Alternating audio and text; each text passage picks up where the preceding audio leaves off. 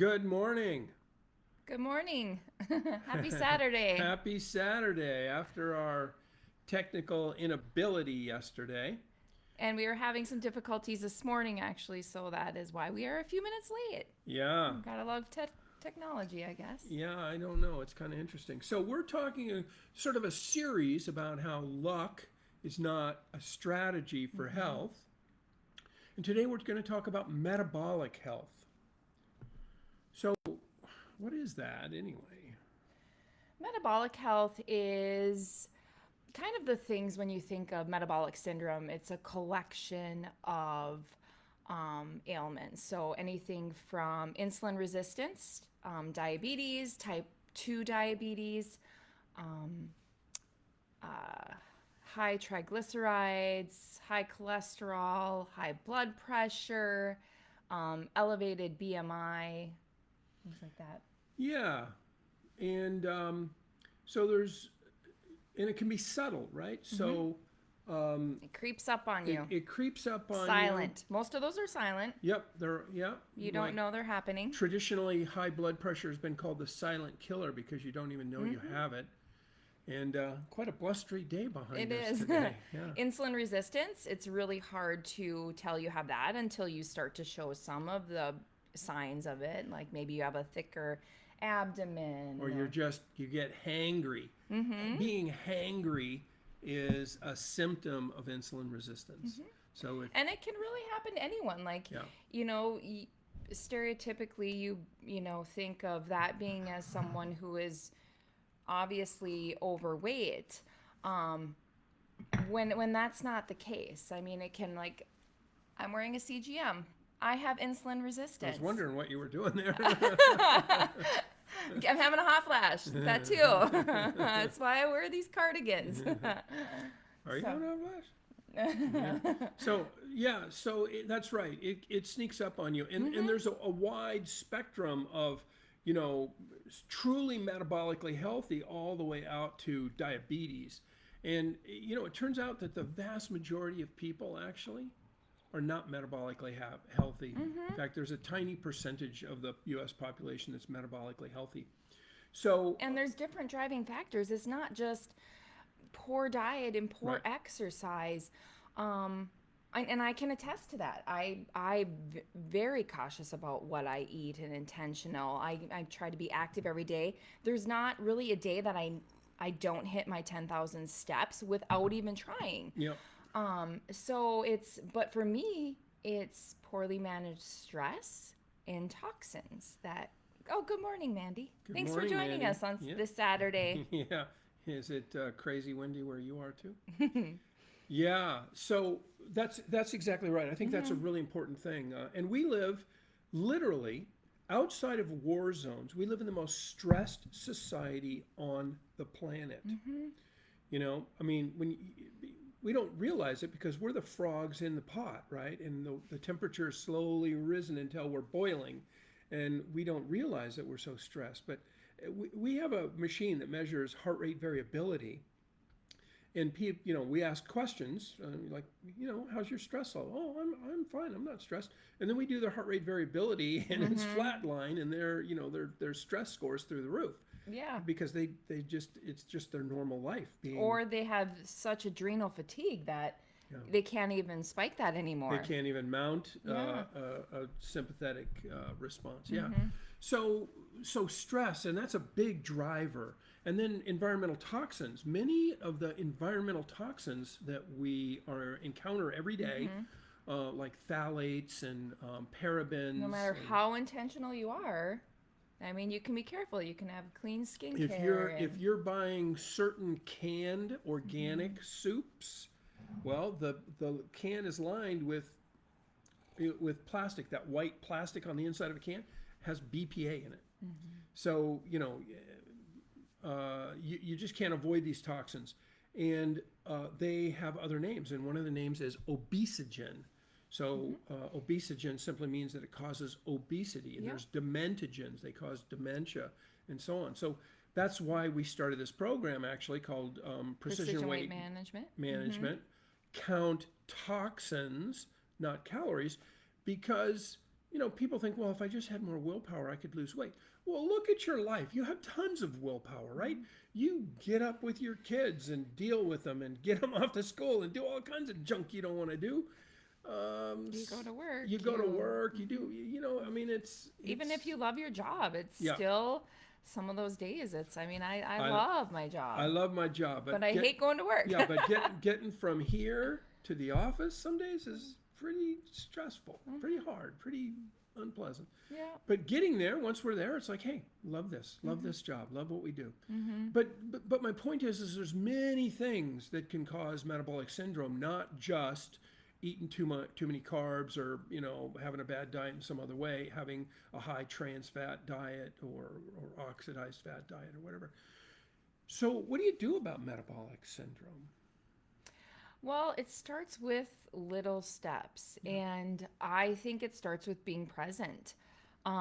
Really always bringing yourself back to that present moment, whether it's being present with your food, whether it's being present with your partner, being present with whatever you're in the moment. And I find that so helpful because it really just, the stress melts away. And not that the present moment can't be stressful as well, but a lot of times it's my thoughts I bring to it about possibly the future, possibly the past. Like I'm bringing in all this stuff and it's stealing all my energy from the present moment. What? I was far away from his face. I don't know what he's talking about. Do you like, now it's off topic, do you like our new coffee cups? Oh, yeah. Because we needed new ones. Yeah, we needed new ones. We only have 5,000 coffee cups. But I just had to get them. Tea. Coffee. Yeah. So starting with the present moment. In fact, my signature on my emails is never leave this sacred moment. Sacred presence, actually. Yeah, and mine says be present in the moment. That's where the magic happens. Yeah. So, and I didn't know yours even my said that. personal one Yeah, does. He only hears from me from my work email. Yeah. But that's what my personal one says. So anyway, I think that's really an important piece of the puzzle is the amount of stress we're under. And the second thing is toxins. Toxins in our environment are driving our physiology to distraction. And boy, can you guys hear that wind behind us? It's like howling. So toxins in the environment. So I recommend looking around in ewg.org, the environmentalworkinggroup.org. And they have at the top bar, at the top of the page, they have something called Consumer Guides. Click on that and look around. That's the group that has the Clean 15 and the Dirty Dozen and the Cosmetic Guide and the House Cleaning Guide and all that stuff. So lowering the toxins in your environment. And then diet, of course, is important. So, what would you say the sort of the fundamental, easiest to adopt? Anne, good morning. Can never have too many mugs. Yes. Yeah, can never have too many mugs. Good morning, Ann. That's my sister, so she knows. Yeah, that's right. So what do you think the like, not our super duper therapeutic diet for metabolic syndrome, but what's like the baseline diet? What would you say, like a? I would say it's the core diet. Yep. So what's Whole that foods. like? Yep. Whole foods. A lot of times it's those extra ingredients in the foods that perhaps you can't pronounce or Yeah. don't know what they are. Those can definitely be driving factors. But then also they're everywhere in our environment. And we do have to pay attention to removing them, I think.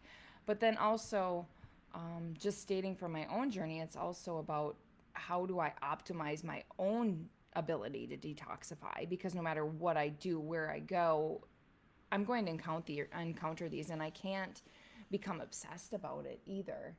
And then how do I get rid of all my stores? Like I'm storing them everywhere. Yeah. So that's kind of a...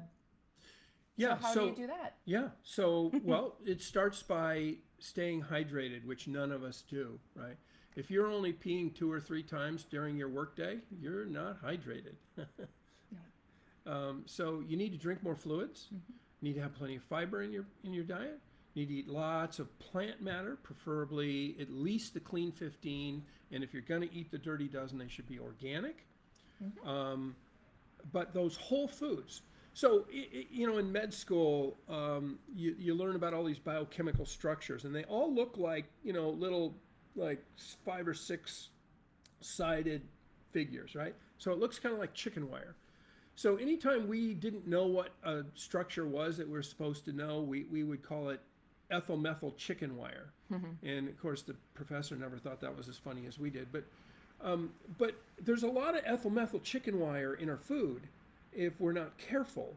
And who knows what that stuff is, right? I mean, it's literally babies. Babies today are born with nearly 300 identifiable toxins in their body. And we do toxic assessments on people. We measure mycotoxins, we measure heavy metals, we measure industrial pollutants like pesticides and herbicides and industrial solvents and so on. And I have yet to see one that said 0.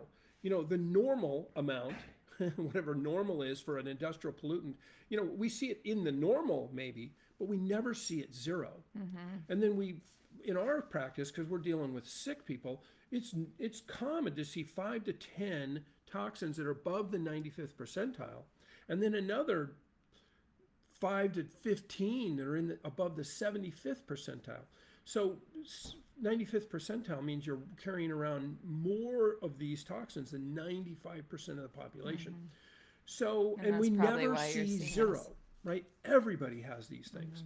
And so, you know, toxins are a big deal, and how do you deal with them? Hydration, lots of plant matter, and the problem with a 10-day detox, it's 355 days too short.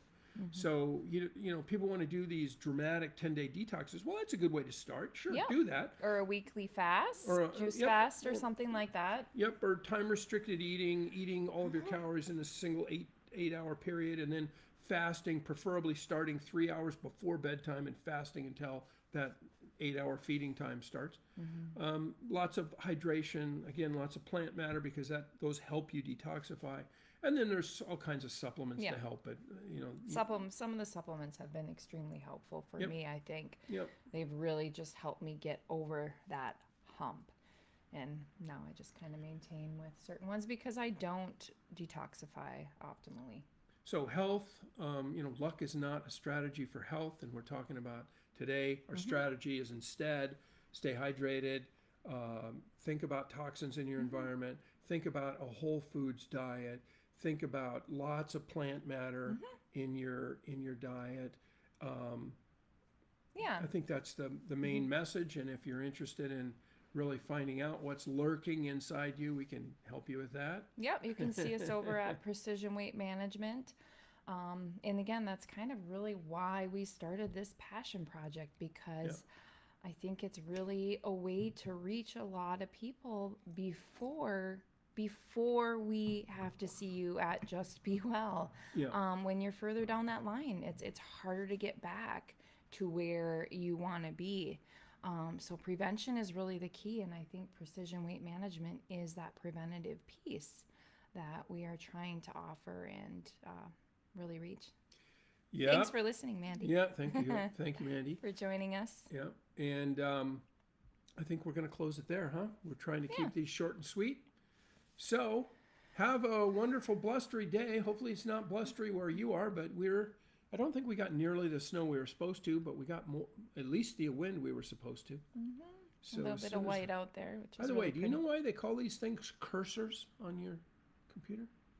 It's because you can never find them and it makes you curse. But I just found it. So have a great day. Bye-bye.